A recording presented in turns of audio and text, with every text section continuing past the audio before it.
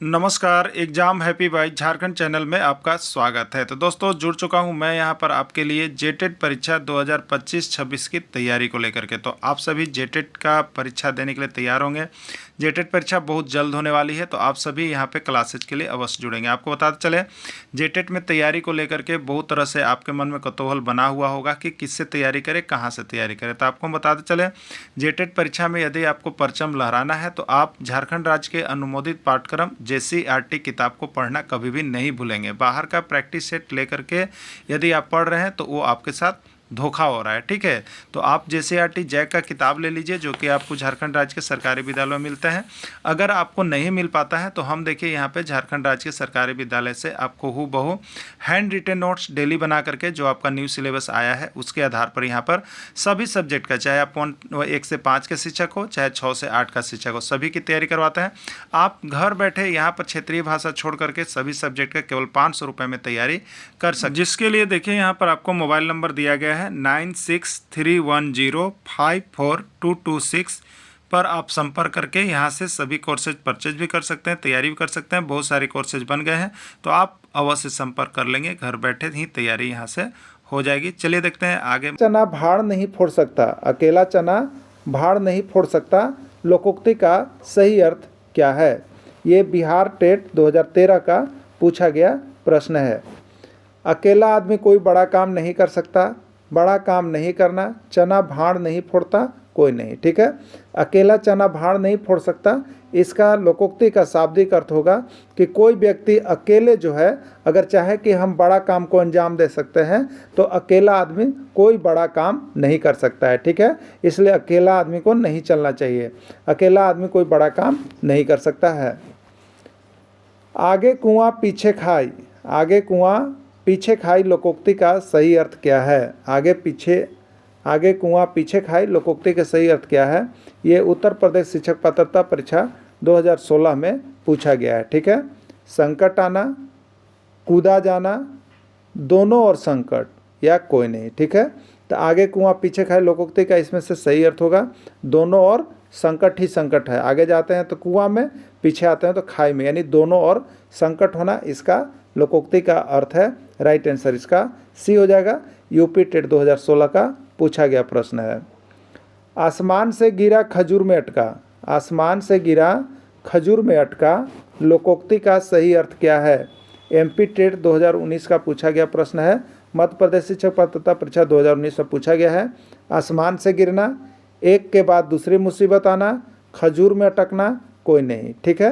तो आसमान से गिरा और खजूर में अटका, यानी एक मुसीबत समाप्त होते ही दूसरा मुसीबत फिर से आ पड़ना, तो वही है एक के बाद दूसरी मुसीबत आना। राइट आंसर इसका बी हो गया, ठीक है। राइट आंसर इसका बी हो गया।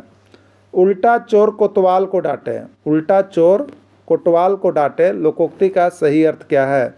अपनी गलती न स्वीकार करके दूसरों पर रोप झाड़ना, अपनी गलती स्वीकार करना, अपनी गलती स्वीकार करके डांटना, या सभी। ये बिहार टेट 2020 में पूछा गया प्रश्न है, ठीक है। तो उल्टा चोर कोतवाल को डांटे, लोकोक्ति का सही अर्थ क्या होगा इसमें से? तो अपनी गलती न स्वीकार करके दूसरों पर रोब झाड़ना, इसका शाब्दिक अर्थ है, ठीक है। राइट आंसर ए हो गया। ऊंची दुकान फीकी पकवान, लोकोक्ति का सही अर्थ क्या है? ऊंची दुकान फीकी पकवान, लोकोक्ति का सही अर्थ क्या है? एच टेट 2014 हरियाणा शिक्षक पात्रता परीक्षा 2014 में। पकवान मीठा नहीं होना, ऊंचा दुकान फीका होता है, केवल बाहरी दिखावा कोई नहीं, ठीक है। तो आप लोग बहुत बूढ़े बुजुर्ग के बात सुने होंगे, ऊंचा दुकान फीका पकवान, यानी सिर्फ बाहरी दिखावा करना, अंदर से उसमें कुछ भी नहीं होना, ठीक है। तो केवल बाहरी दिखावा को ही ऊंचा दुकान फीका पकवान कहते हैं। राइट आंसर इसका सी हो जाएगा। एक पंथ दो काज, एक पंथ दो काज, लोकोक्ति का सही अर्थ क्या है? पंजाब टेट 2018 का पूछा गया प्रश्न है। एक रास्ता में दो आदमी दिखना, एक प्रयास से दो कार्य सिद्ध होना, दो काम करना, एक पंथ से दो काम नहीं होना, ठीक है। एक पंथ दो काज लोकोक्ति का सही अर्थ होगा एक प्रयास से दो कार्य सिद्ध हो जाना, ठीक है। एक काम करेंगे तो उससे दो को कार्य हो जाएगा, तो उसी को कहते हैं एक पंथ दो काज। चलिए अगला है, कोयले की दलाली में हाथ काला, कोयले की दलाली में हाथ काला लोकोक्ति का सही अर्थ क्या है। ठीक है, ये सीजी टेट छत्तीसगढ़ शिक्षक पात्रता परीक्षा 2021 का पूछा गया प्रश्न है। कोयले की दलाली में काला होना, कोयला का हाथ काला होता है, दलाल काला काम करता है, बुरी संगति में रहने से बुराई ही मिलती है। ठीक है, तो कोयले की दलाली में हाथ काला लोकोक्ति का सही अर्थ हो जाएगा कि बुरी संगति में रहने से बुराई ही मिलती है। अगर आप बुरे लोगों के संगत में रह रहे हैं, अगर वो कहीं फंसेगा तो आप भी फंस जाइएगा। ठीक है, इसलिए बुरी संगति में रहने से बुराई ही मिलती है। खोदा पहाड़ निकली चूहिया, खोदा पहाड़ निकली चूहिया, खोदा पहाड़ निकली चूहिया लोकोक्ति का सही अर्थ है। पहाड़ खोदने पर चूहा निकलता है, पहाड़ खोदने पर कुछ न मिलना, अधिक परिश्रम करने पर कम सफलता मिलना, कोई नहीं। ठीक है, तो खोदा पहाड़ निकली चूहिया लोकोक्ति का शाब्दिक अर्थ होगा कि अधिक परिश्रम करने पर बहुत कम सफलता मिलना। ठीक है, अधिक परिश्रम करने पर बहुत कम सफलता मिलना। घर का भेदी लंका ढाए, घर का भेदी लंका ढाए लोकोक्ति का सही अर्थ है। घर का भेदी लंका ढाए लोकोक्ति का सही अर्थ है। हरियाणा टेट 2019 का पूछा गया प्रश्न है। आपस की फूट घर को बर्बाद कर देती है, घर को लंका बनाना, घर का भेद बताना, यह सभी। ठीक है, घर का भेदी लंका ढाए मुहावरा का लोकोक्ति का सही अर्थ होगा घर की आपसी फूट जो है, आपसी फूट घर को बर्बाद कर देता है। लोग लड़ झगड़ के अलग अलग हो जाते हैं और ये आपसी फूट जो है घर की बर्बाद कर देते हैं। और ये क्या होता है, तो घर का कोई व्यक्ति होता है जो अपनी सच्चाई सभी जगह को बताता है। ठीक है, तो घर की सच्चाई बताने से उसी को कहते हैं घर का भेदी लंका ढाए, आपस में घर को फूट करके बर्बाद करना। चोर की दाढ़ी में तिनका, चोर की दाढ़ी में तिनका लोकोक्ति का सही अर्थ क्या है। यह सीजी टेट 2015 का पूछा गया प्रश्न है। चोर की दाढ़ी में तिनका होता है, तिनका दाढ़ी में होना है, अपराधी हर समय भयभीत रहता है, अपराध करना। ठीक है, तो चोर की दाढ़ी में तिनका जो लोकोक्ति है उसका सही अर्थ है कि अपराधी व्यक्ति हर समय डरा हुआ रहता है। ठीक है, जैसे कहने का मतलब है कि यदि आपने किसी का अपने हाथ में गन लिया हुआ है, ठीक है, और वो पुलिस नहीं जानते, लेकिन अगर वहाँ से पुलिस की गाड़ी गुजरेगी तो आप क्या कीजिएगा, दौड़ने लगिएगा, भागने लगिएगा कि वह जान रहा है तभी हमारे पास हो रहा है। ठीक है, क्योंकि आप पहले से क्या है, भयभीत होते हैं, तो इसलिए लोग पकड़ा जाते हैं। तो चोर की दाढ़ी में तिनका होने का मतलब कि अपराधी व्यक्ति जो होता है हर समय डरा हुआ रहता है, हर समय भयभीत रहता है। राइट आंसर सी हो जाएगा। जल में रहकर मगरमच्छ से बैर, जल में रहकर मगरमच्छ से बैर लोकोक्ति का सही अर्थ क्या है।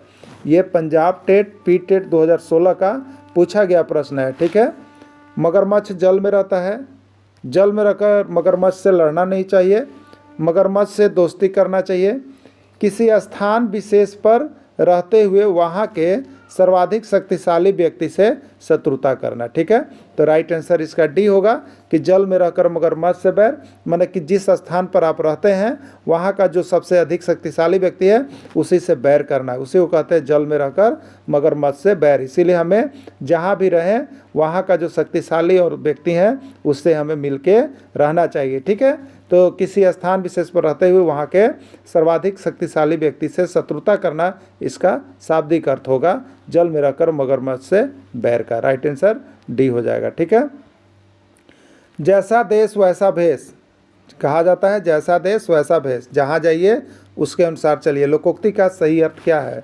ये हरियाणा टेट 2016 का पूछा गया प्रश्न है। देश के अनुसार कपड़ा बदलना, देश के अनुसार भेष होना, अवसर के अनुसार बदल जाना, या सभी। ठीक है, तो आदमी को देखिए जैसा देश वैसा भेष करना चाहिए, यानी आप जहाँ जाते हैं वहाँ लोग जैसे चलते हैं, जैसे रीति रिवाज है उसी के अनुसार आपको भी ढलना पड़ेगा। ठीक है, यदि अभी गर्मी के दिनों में यदि आप यहाँ कश्मीर में हैं तो वहाँ पर क्या होगा, ठंड लगेगा। ठीक है, लेकिन आप यहाँ अगर भारत के और एरिया में है तो वहाँ गर्मी लगेगा। ठीक है, वहाँ कपड़े आपको कम पहनने पड़ेंगे, यानी कहीं पर आपको कंबल भी ओढ़ना पड़ सकता है, कहीं पर आपको कपड़ा भी खोलना पड़ सकता है। तो इससे क्या हो गया कि जहाँ जैसा मौसम है, जहाँ जैसा जैसा प्रचलन है उसके अनुसार आपको चलना पड़ता है, ठीक है, न कि आप अपनी मनमानी करेंगे। ठीक, तो जैसा देश वैसा भेष का अर्थ क्या हो गया, अवसर के अनुसार बदल जाना। उज्ज्वल का सही संधि विच्छेद क्या है? उज्ज्वल का सही संधि विच्छेद क्या है? 1001 बार एग्जाम में पूछा गया प्रश्न है। उज्ज्वल का शुद्धिकरण भी पूछता है, दिमाग में रखिएगा। उज्ज्वल को इग्नोर करके आप लोग मत जाइएगा कोई भी, ठीक है। बहुत बार पूछा गया है, जिसका कोई लिमिट नहीं है, हर एग्जाम में आता है। उत जोड़ ज्वल, उज जोड़ ज्वल, उद जोड़ वल या उज जोड़ वल, क्या होगा? उज्ज्वल का सही संधि विच्छेद, ठीक है। उज्ज्वल का सही संधि विच्छेद हो जाएगा उत जोड़ ज्वल, क्या हो जाएगा? उत जोड़ ज्वल बराबर होता है उज्ज्वल, ठीक है। ये उत्तराखंड टेट 2017 में आया हुआ प्रश्न है, उज्ज्वल को याद रखिएगा। और ये संधि कौन सा होगा? तो ये व्यंजन संधि हो जाएगा, ठीक है। उच्चारण का सही संधि विच्छेद है उच्च जोड़ चारण, उत जोड़ चचारण, उत जोड़ चारण या सभी, ठीक है। हरियाणा टेट 2021 में पूछा गया है। इसका सही आंसर हो जाएगा उत जोड़ चारण, क्या होगा? उत जोड़ चारण उच्चारण का सही संधि विच्छेद होता है, ठीक है। उच्चारण का सही संधि विच्छेद उत जोड़ चारण होता है। यह हरियाणा टेट 2021 का पूछा गया प्रश्न है और यह क्या है? व्यंजन संधि है, ठीक है। निश्चल का संधि विच्छेद होगा, निश्चल का संधि विच्छेद होगा। बिहार टेट 2012 का पूछा गया प्रश्न है कि निश्चल का संधि विच्छेद क्या होगा? निश जोड़ छल होगा, निह जोड़ छल होगा, निश जोड़ चल होगा, निश जोड़ चल होगा, ठीक है। तो निश्चल का सही संधि विच्छेद क्या होता है? तो नी जोड़ छल होता है निश्चल का सही संधि विच्छेद, ठीक है। निह जोड़ छल होता है निश्चल का सही संधि विच्छेद। और यह कौन सी संधि में जाएगा? तो ये विसर्ग संधि में चला जाएगा, ठीक है। चलिए नेक्स्ट प्रश्न है, जगन्नाथ का सही संधि विच्छेद क्या होगा? जगत जोड़ नाथ, जगता जोड़ नाथ, जगना जोड़ नाथ, जगन जोड़ अनाथ, क्या होगा? जगन्नाथ का सही संधि विच्छेद, ठीक है। तो जगन्नाथ का सही संधि विच्छेद होता है जगत जोड़ नाथ, क्या होता है? जगत जोड़ नाथ, इसको हम लोग जगन्नाथ कहते हैं, यही इसका सही संधि विच्छेद होगा। यूपी टेट 2014 का पूछा गया प्रश्न है यह, ठीक है। राइट आंसर ए है। और ये कौन सा संधि है? व्यंजन संधि है, ठीक है। निस संकोच का संधि विच्छेद है, निस संकोच का संधि विच्छेद है। निह जोड़ कोच, निह जोड़ संकोच, निर जोड़ कोच, निसंग जोड़ कोच, ठीक है। इसका सही संधि विच्छेद होगा निह जोड़ संकोच और ये बी राइट आंसर होगा। विसर्ग संधि है, एमपी टेट 2015 का पूछा गया प्रश्न है, ठीक है। चलिए नेक्स्ट है, तल्लीन का सही संधि विच्छेद क्या होगा? तल्लीन का सही संधि विच्छेद क्या होगा आपको बताना है। ये छत्तीसगढ़ टेट 2016 का पूछा गया प्रश्न है, सीजी टेट 2016 में आया हुआ है। तल जोड़ लीन, तल्ली जोड़ न, तत् जोड़ लीन या सभी, ठीक है। तो तल्लीन का सही संधि विच्छेद क्या होगा? तत् जोड़ लीन मिला करके होता है तल्लीन। तो तल्लीन का सही संधि विच्छेद तत् जोड़ लीन होगा। ये सीजी टेट 2016 का पूछा गया प्रश्न है, यही इसका राइट आंसर हो जाएगा, तत् जोड़ लीन होगा। और ये कौन सा संधि है? तो यह व्यंजन संधि है, ठीक है। चलिए अगला है, निष्फल का संधि विच्छेद होगा, निष्फल का संधि विच्छेद होगा आपको बताना है, ठीक है। निष्फल का संधि विच्छेद क्या होगा आपको बताना है।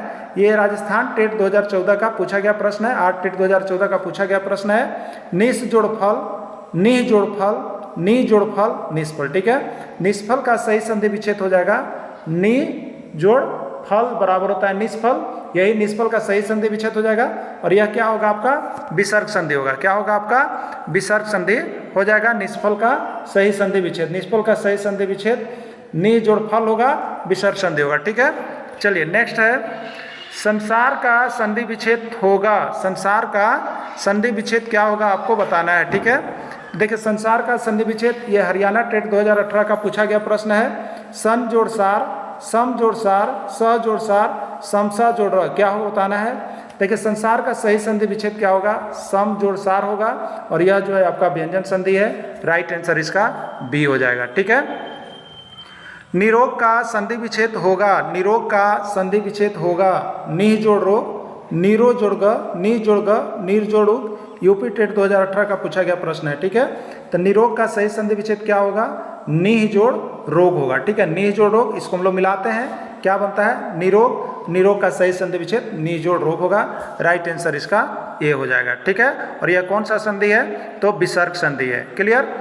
विषम का संधि विच्छेद होगा, विषम का संधि विच्छेद क्या होगा आपको बताना है। ये बिहार टेट का पूछा गया प्रश्न है। 20 जोड़ म, वी जोड़ सम, वी जोड़ सम या कोई नहीं, ठीक है। तो विषम का सही संधि विच्छेद क्या होगा, तो 20 जोड़ सम, यहाँ पे सी होगा, वी जोड़ सम, ठीक है, वी जोड़ सम होगा और यह व्यंजन संधि में चला जाएगा, ठीक है।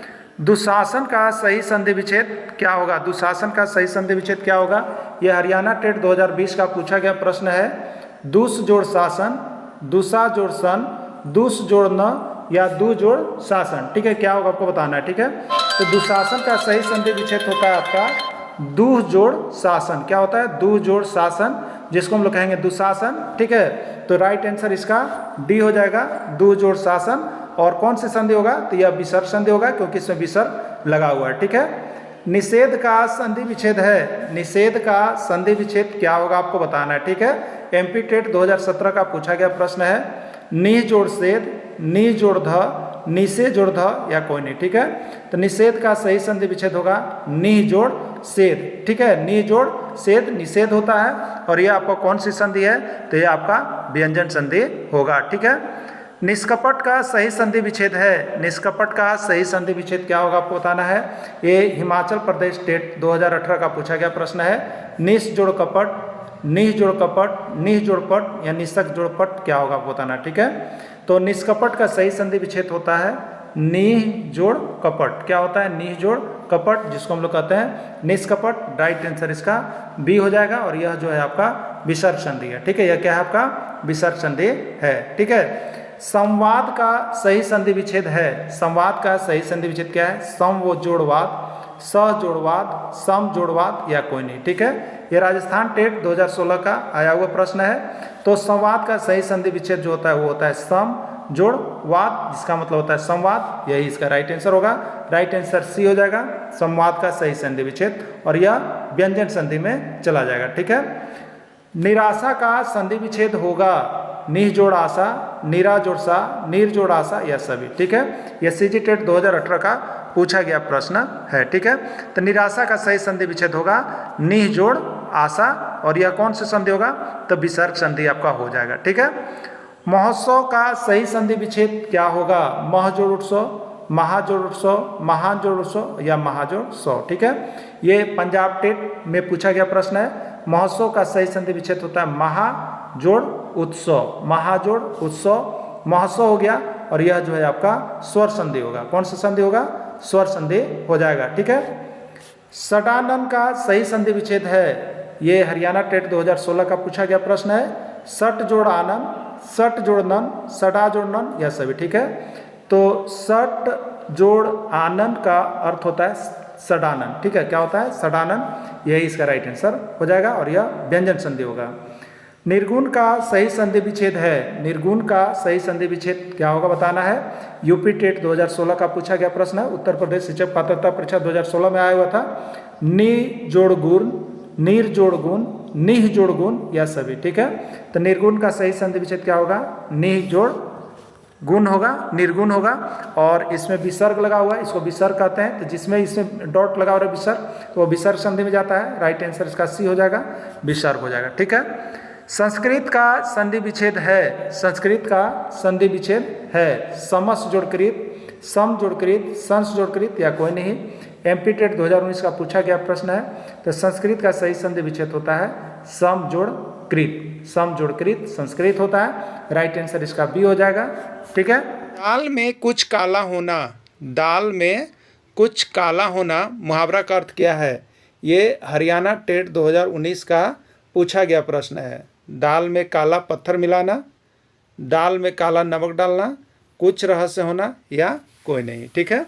बात बात पर हम लोग कहते हैं अपने कहावत में कि दाल में कुछ काला है, मतलब कुछ रहस्य है, इसमें कुछ रहस्य छिपा हुआ है, सही बात वह नहीं बता रहा, यानी दाल में काला है, ठीक है।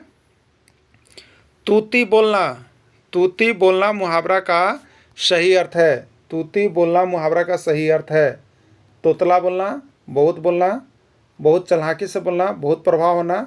यह पंजाब शिक्षक पात्रता परीक्षा 2015 का पूछा गया प्रश्न है, ठीक है।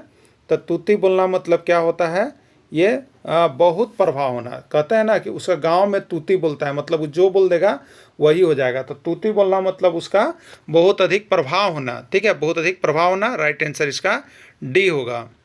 उल्टी गंगा बहाना, उल्टी गंगा बहाना मुहावरा का सही अर्थ क्या है?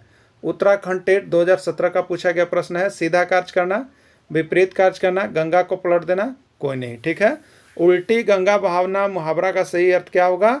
तो उल्टी गंगा बहाना का हो जाएगा विपरीत कार्य करना, मतलब सबसे अलग कार्य करना, जो नहीं होना चाहिए वही काम करता है लोग, तो उसी को कहते हैं कि उल्टी गंगा बहा रहा है। ठीक है, कमर कसना मुहावरा का सही अर्थ है। कमर कसना मुहावरा का सही अर्थ क्या है? रुक रुक कर कमर बांधना, कमर को बेल्ट से बांधना, तैयार होना, बांधना कमर को। ठीक है, तो कमर कसना मतलब क्या होता है?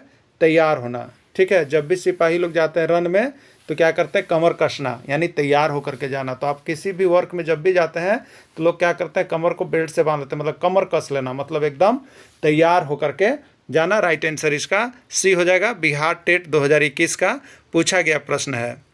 कान भरना मुहावरा का अर्थ है। कान भरना मुहावरा का अर्थ है चुगली करना, कान में पानी भरना, कान में घाव होना, कान में तेल डालना। ठीक है, तो कान भरना मतलब उस क्या होता है? चुगली करना। कान भरने का मतलब होता है शाब्दिक अर्थ चुगली करना, इसका मुहावरा हो जाएगा। और यह यूपी टेट उत्तर प्रदेश शिक्षक पात्रता परीक्षा 2016 में आया हुआ है। ठीक है, तो देखिए आपको इसी तरह से हम जितना भी यहाँ पे जो आपका हिंदी का सिलेबस दिया गया है उसी को इस तरह से हमने, एक तो आपको पहले थ्योरी क्लासेज, इंपॉर्टेंट क्लासेज, उसके बाद विभिन्न राज्यों के शिक्षक पात्रता परीक्षा में आए हुए सभी प्रश्नों को हमने यहाँ पे पीडीएफ के रूप में कन्वर्ट कर दिया है। ठीक है, हैंड रिटन नोट्स है, तो आप यहाँ से जरूर जुड़ जाइएगा। केवल हिंदी का जो चाहते होंगे कि हिंदी का पीडीएफ हम देखें, तो वो यहाँ से सिर्फ और सिर्फ 99 रुपीज़ में ले करके हिंदी का सारा प्रश्न पत्र यहाँ से देख सकते हैं। ठीक है, कोल्हू का बैल होना मुहावरा का अर्थ क्या है? कोल्हू का बैल होना मुहावरा का अर्थ क्या है? बैल को कोल्हू में काम करना, लगातार काम में लगे रहना, हर समय खेलते रहना, पढ़ने मन नहीं लगना। ठीक है, तो कोल्हू का बैल होना मतलब लगातार काम में लगे रहना। कहते हैं कि कोल्हू के बैल हो गया है, मतलब जब देखो जहाँ देखो तो वो अपना ही काम में लगा हुआ रहता है। ये सीजी टेट 2015 का प्रश्न है। ठीक है, चलिए अगला देखिएगा। आकाश के तारे तोड़ना, आकाश के तारे तोड़ना मुहावरा का सही अर्थ क्या है?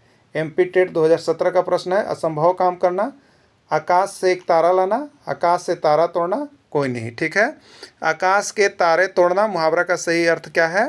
तो आकाश के तारे तोड़ने का मतलब असंभव काम को करना। ठीक है, जो नहीं कर सकते थे उसको भी लोग कर देता है, तो उसी को करते हैं कि आकाश का तारा तोड़ा हुआ है। ठीक है, तो आकाश के तारे तोड़ना मतलब जो भी असंभव काम है उसको करना। ठीक है, आकाश पाताल एक करना, आकाश पाताल एक करना मुहावरा का सही अर्थ क्या है? सीजी टेट 2014 का प्रश्न है।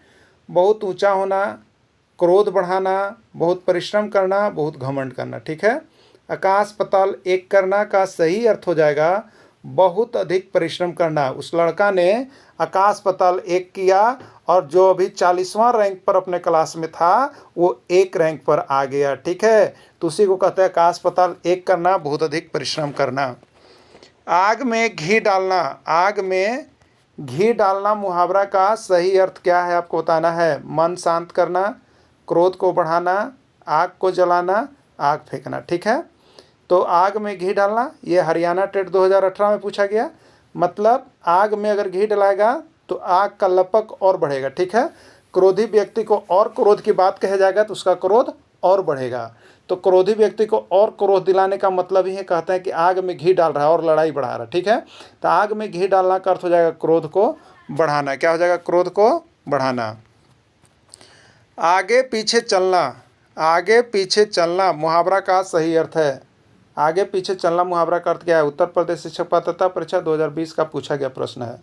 भाग दौड़ करना, मारपीट करना, चापलूसी करना, उलटफेर करना। ठीक है, आगे पीछे चलना मुहावरा का अर्थ क्या होगा? तो आगे पीछे चलना मुहावरा का सही अर्थ हो जाएगा यहाँ पर चापलूसी करना। क्या हो जाएगा?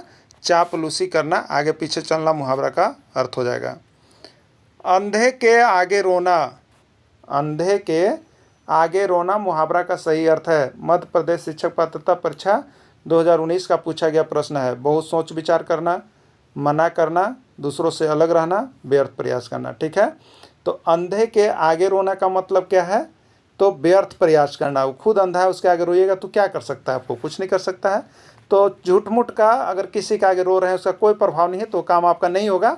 मतलब अंधे के आगे रोना मतलब व्यर्थ प्रयास करना, नकारात्मक आपका प्रयास जा रहा है।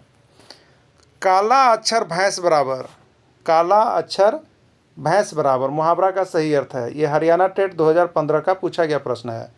काला अक्षर पढ़ने आना, भैंस काला रंग का होता है, बिल्कुल अनपढ़ होना, काला अक्षर भैंस के जैसा होता है। ठीक है, ये है।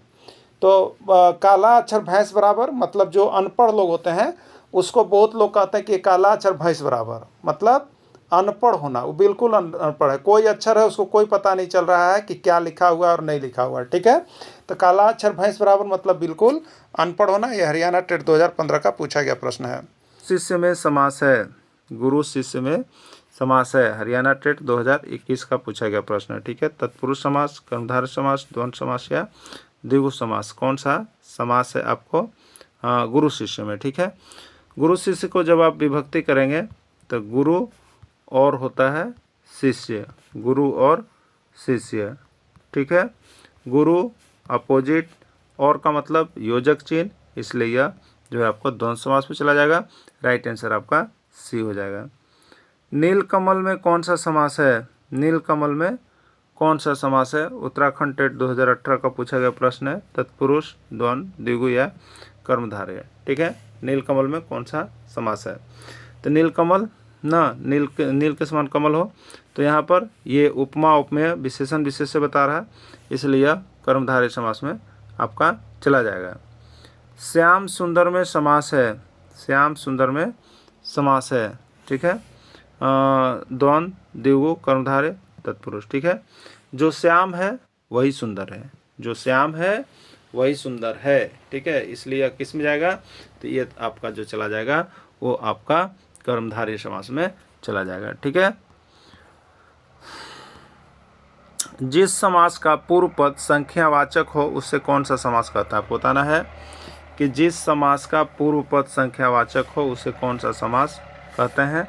यह पंजाब टेट 2014 का पूछा गया प्रश्न है। ठीक है, जिस समास का पूर्व पद संख्यावाचक हो उससे कौन सा समास कहेंगे, द्वंद्व, द्विगु, तत्पुरुष या कर्मधारय। ठीक है, तो जिस समास का पूर्व पद संख्यावाचक होता है उस समास को हम लोग द्विगु समास कहते हैं। क्या कहते हैं, द्विगु समास के नाम से जानते हैं। उस समास का पूर्व पद संख्यावाचक होता है। ठीक है, चार पाई में कौन सा समास है, चार पाई में कौन सा समास है, मध्य प्रदेश शिक्षक पात्रता परीक्षा 2016 का पूछा गया प्रश्न है। द्विगु, तत्पुरुष, कर्मधारय या अव्ययी भाव। ठीक है, तो चार पाई मतलब खटिया, जिसको ये चार पाँव वाला होता है। तो चार पाँव वाला जो कोई भी चीज़ बनाइएगा उसको चारपाई हम कहेंगे। तो चारपाई में चार, चार ये संख्यावाचक है, चार ये क्या है, संख्यावाचक है, संख्या को दर्शा रहा है, इसलिए संख्या को जो इंडिकेट करता हो और विशेष अर्थ नहीं निकलता हो। तो चारपाई, चार पाँव पर जो होता है चारपाई हम लोग कहते हैं, इसलिए यह जो है आपको चला जाएगा। चार गो संख्यावाचक है, द्विगु समास में आप लेकर के इसको जा सकते हैं। ठीक है, आजीवन में कौन सा समास है, आजीवन में कौन सा समास है आपको बताना है। ठीक है, आजीवन यानी जीवन भर।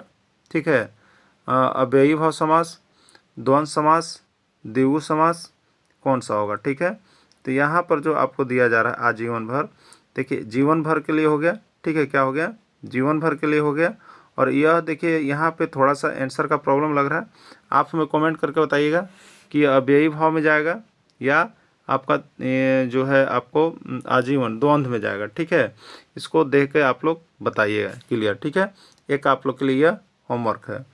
सत्याग्रह में कौन सा समास है, सत्याग्रह में कौन सा समास है। ठीक है, द्विगु, द्वंद्व, तत्पुरुष या कर्मधारय। ये हरियाणा हिमाचल प्रदेश स्टेट 2018 का पूछा गया प्रश्न है। द्विगु समास, द्वंद्व समास, तत्पुरुष समास या कर्मधारय समास। ठीक है, तो सत्याग्रह का मतलब क्या हो गया, जब हम विग्रह करेंगे तो आएगा सत्य के लिए आग्रह, सत्य के लिए आग्रह। ठीक है, तो के लिए किसके लिए होता है, के लिए क्या है, ये कारक चिन्ह है। क्या है, कारक का विभक्ति चिन्ह है, तो इसलिए कारक चिन्ह है तो किस में जाएगा, तो तत्पुरुष समास में जाएगा। और के लिए ना, तो ये संप्रदान आता है, तो ये संप्रदान तत्पुरुष में चला जाएगा। ठीक है, भारत रत्न में समास है, भारत रत्न में समास कौन सा आपको बताना है। ठीक है, भारत रत्न कर्मधारय तत्पुरुष द्वंद्व द्विगु भारत रत्न। ठीक है, तो भारत का रत्न ये का कौन सा है, कारक चिन्ह है। का कौन सा है, कारक चिन्ह है। तो कारक आया तो किस में जाएगा, तत्पुरुष समास में जाएगा। और तत्पुरुष समास का अगर भेद पूछ दे तो होता है का, के, की, रा, रे, री। कौन सा कारक का चिन्ह होता है, संबंध कारक का होता है, तो वो संबंध तत्पुरुष कहलाएगा। राइट आंसर इसका बी हो जाएगा।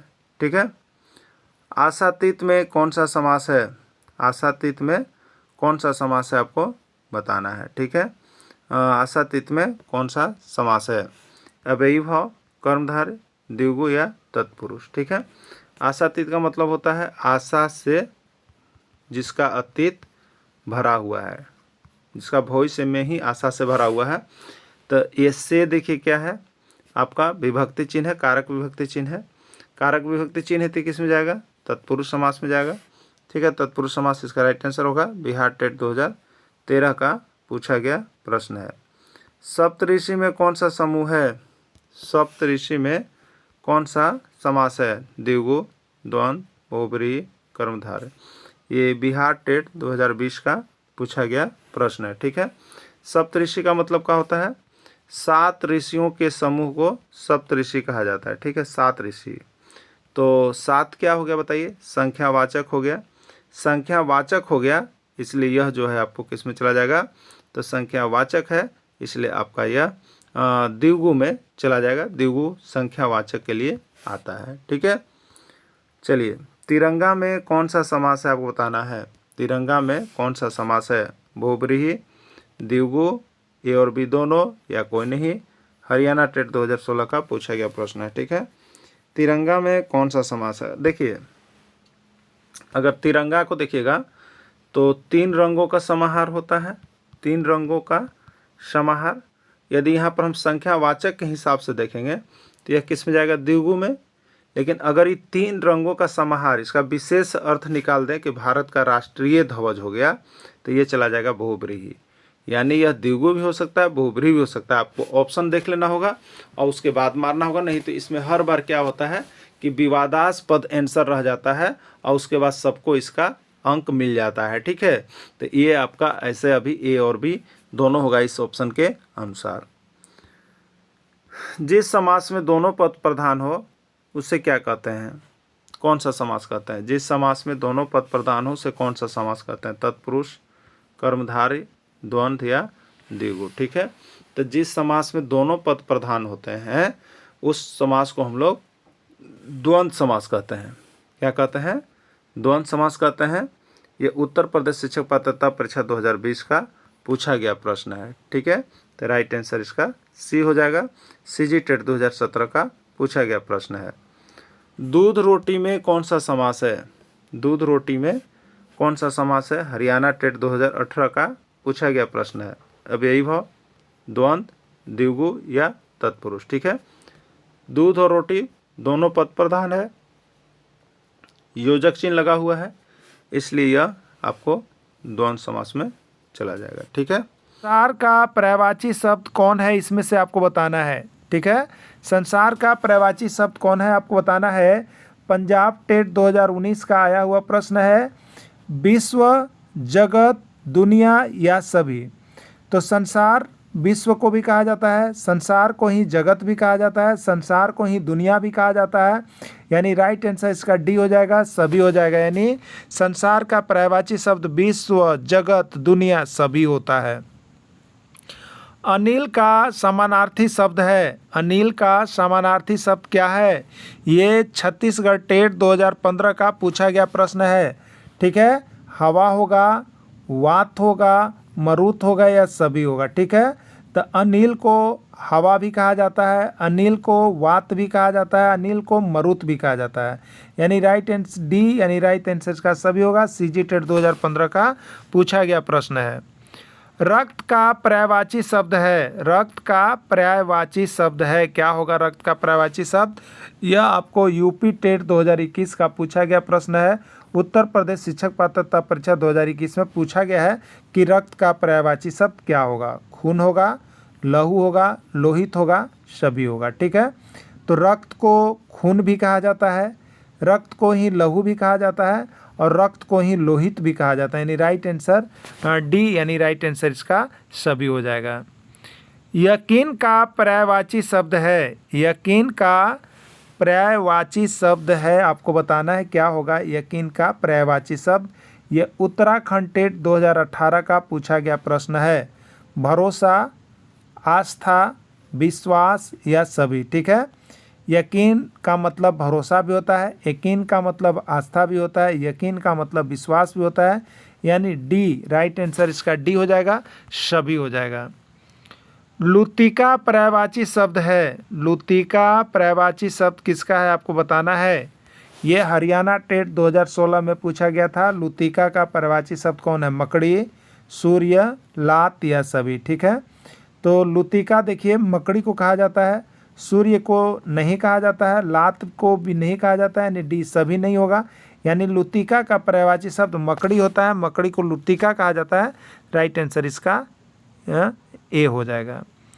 भुजा का पर्यायवाची शब्द कौन है बताना है। भुजा का पर्यायवाची शब्द कौन है? ये राजस्थान शिक्षक पात्रता परीक्षा 2014 का पूछा गया प्रश्न है। भुज, बाहु, बाँ या सभी। ठीक है, तो भुजा को भुज भी कहा जाता है, भुजा को बाहु भी कहा जाता है, भुजा को बाँ भी कहा जाता है, यानी राइट आंसर इसका डी, सभी हो जाएगा। बंजर का समानार्थी शब्द है, बंजर का समानार्थी शब्द क्या होगा आपको बताना है। ये यूपी टेट 2016 का पूछा गया प्रश्न है। उत्तर प्रदेश शिक्षक पात्रता परीक्षा 2016 का पूछा गया प्रश्न है कि बंजर का समानार्थी शब्द कौन कौन होगा। अनुपजाऊ, अनुउर्वर, ऊसर या सभी। ठीक है, तो बंजर को ही बहुत लोग कहते हैं अनुपजाऊ है, बंजर को भी कहा जाता है अनुउर्वर और बंजर को ही ऊसर भी कहा जाता है। यानी ये सभी अनुपजाऊ, अनुउर्वर या ऊसर ये सभी बंजर का समानार्थी शब्द हैं। तो इसका मतलब डी आंसर होगा, यानी सभी इसका चला जाएगा। ठीक है, अगला है प्रकाश का पर्यायवाची शब्द है, प्रकाश का पर्यायवाची शब्द है। ये एमपी टेट 2020 में आया हुआ है। धरती, पर्वत, उजाला, अनुराग क्या होगा। ठीक है, धरती मतलब पृथ्वी होता है, पर्वत मने पर्वत पहाड़ होता है, उजाला मतलब क्या होता है? प्रकाश होता है, उजाला का मतलब प्रकाश होता है। तो आपसे पूछा है प्रकाश का पर्यायवाची शब्द कौन होगा, तो राइट आंसर इसका सी मारिएगा, उजाला होगा। ठीक है, पत्नी का अनेकार्थी शब्द है, पत्नी का अनेकार्थी शब्द है, आपको बताना है कि पत्नी का अनेकार्थी शब्द कौन है। ठीक है, पत्नी का अनेकार्थी शब्द इसमें कौन है? ये यू टेट उत्तराखंड टेट 2016 का पूछा गया प्रश्न है कि पत्नी का अनेकार्थी शब्द क्या है। ठीक है, पत्नी का अनेकार्थी शब्द क्या है आपको बताना है। भार्या, गृहिणी, घर वाली या सभी। ठीक है, पत्नी का अनेकार्थी शब्द क्या होगा आपको बताना है। ठीक है, तो भार्या पत्नी को कहा जाता है, गृहिणी भी पत्नी को कहा जाता है, घर वाले भी पत्नी को कहा जाता है, यानी राइट आंसर इसका डी, सभी हो जाएगा। नेक्स्ट है निष्ठुर का समानार्थी शब्द है, निष्ठुर का समानार्थी शब्द है। ये रीट 2017 का पूछा गया प्रश्न है कि निष्ठुर का समानार्थी शब्द क्या होगा। ठीक है, निष्ठुर का समानार्थी शब्द क्या होगा आपको बताना है। ठीक है, तो निष्ठुर का निर्दयी होगा, सरिता होगा, अंगूर होगा या राष्ट्र होगा, आपको बताना है। ठीक है, तो देखिए निष्ठुर का जो समानार्थी शब्द होगा वो क्या होता है? निर्दयी होता है। निष्ठुर का मतलब निर्दयी होता है, सरिता नदी का होता है, अंगूर द्रक्षा का होता है, राष्ट्र देश का होता है, यानी निष्ठुर का समानार्थी शब्द निर्दयी हो जाएगा। ये रीट 2017 का पूछा गया प्रश्न है। नदी का पर्यायवाची शब्द है, ये यूपी टेट 2020 का पूछा गया प्रश्न है कि नदी का पर्यायवाची शब्द कौन सा होगा। पाषाण, सरिता, नव्य या क्रूर। ठीक है, पाषाण मीन्स क्या होता है? पत्थर होता है। सरिता मीन्स क्या होता है? नदी होता है। नव्य मीन्स क्या होता है? नया होता है। और क्रूर मीन्स क्या होता है? निर्दयी होता है। ठीक है, तो नदी का पर्यायवाची शब्द इसमें कौन हो जाएगा? सरिता हो जाएगा। ये यूपी टेट 2020 का पूछा गया प्रश्न है। ठीक है, राष्ट्र का पर्यायवाची शब्द है, आपको बताना है कि राष्ट्र का पर्यायवाची शब्द कौन होगा। देश, द्रक्षा, सरिता या सभी। ठीक है, तो राष्ट्र को हम लोग देश कहते हैं, द्रक्षा मीन्स अंगूर होता है, सरिता मीन्स नदी होता है, यानी राष्ट्र का पर्यायवाची शब्द जो इस चारों ऑप्शन में से होगा वो देश होगा, यानी राइट आंसर इसका ए होगा। एमपी टेट 2016 का पूछा गया प्रश्न है यह, ठीक है। तो विभिन्न राज्यों के शिक्षक पात्रता में परीक्षा में जो पूछा गया है उसको भी हम आपको यहाँ पे कवर अप करवाते चल रहे हैं, ठीक है। जल का पर्यायवाची शब्द है पानी, वारी, नीर या सभी। तो जल पानी का ही कहा जाता है, जल को वारी भी कहा जाता है, जल को नीर भी कहा जाता है। राइट आंसर डी सभी हो जाएगा। सीजी टेट 2019 का पूछा गया प्रश्न है। चंद्रमा का पर्यायवाची शब्द है, चंद्रमा का पर्यायवाची शब्द है शशि, चांद, निशाचर या सभी। ये हरियाणा टेट 2021 का पूछा गया प्रश्न है कि चंद्रमा का पर्यायवाची शब्द कौन है, ठीक है। तो चंद्रमा को शशि भी कहा जाता है, चंद्रमा को चांद भी कहा जाता है, चंद्रमा को निशाचर भी कहा जाता है। यानी चंद्रमा का पर्यायवाची शब्द शशि भी होगा, चांद भी होगा, निशाचर भी होगा। राइट आंसर डी यानी सभी हो जाएगा, ठीक है। घर का समानार्थी शब्द है, घर का समानार्थी शब्द कौन होगा? ये पंजाब टेट 2021 का पूछा गया प्रश्न है। गृह है, भवन है, गे है, सभी है, ठीक है।